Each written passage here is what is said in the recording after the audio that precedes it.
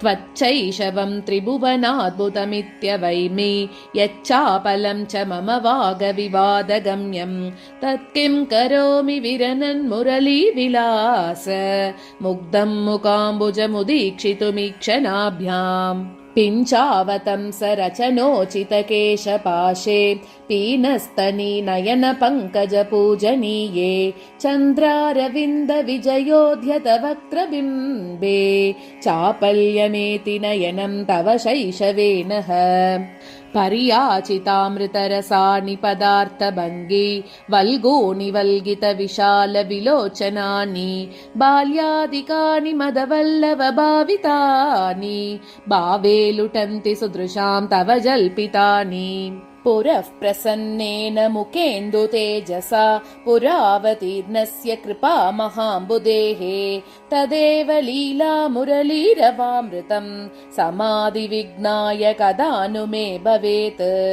भावेन मुग्धचपलेन विलोकनेन मन्मानसे किमपि चापलमुद्वहन्तं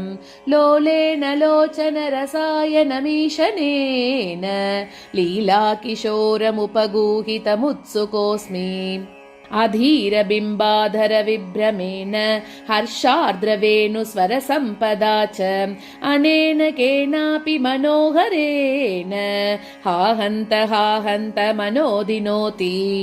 यावन्न मे निखिलमर्मदृढाभिघात निस्सन्धिबन्धनमुदेति सवोपतापः तावद्विभो भवतु तावकवक्त्रचन्द्र चन्द्रातपद्विगुणिता मम चित्तधारा यावन्न मे नरदशादशमीदृशोऽपि रन्ध्रादुदेति तिमिरीकृत सर्वभावा लावण्यकेलिभवनं तव तावदेतु लक्ष्म्या समुत्क्वणितवेणुमुखेन्दुबिम्बम्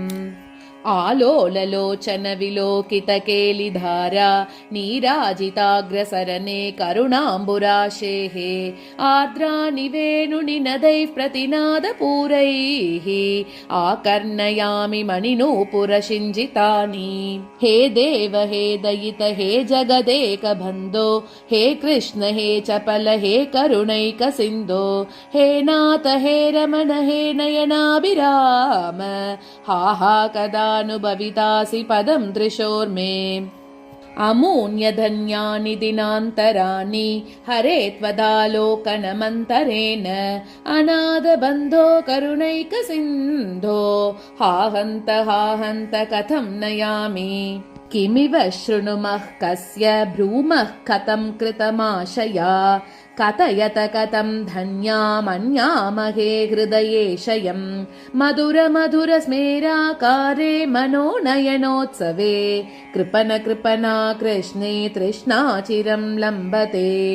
आभ्यां विलोचनाभ्याम् अम्बुजदललोचनं बालम् त्वाभ्यामपि परिरब्धुं दूरे मम हन्त दैव सामग्री अश्रान्तस्मितम् अरुणारुणादरोष्ठं हर्षार्द्रद्विगुण मनोज्ञवेणुगीतं विभ्रामयत् विपुलविलोचनादमोग्धं वीक्षिष्ये तव वदनाम्बुजं कदा नु लीलायताभ्यां रसशीतलाभ्यां नीलारुणाभ्यां नयनाम्बुजाभ्याम् आलोकये तद्बुधविभ्रमाभ्यां बालः कदा कारुणिकः किशोरः हरे कृष्ण कृष्ण कृष्ण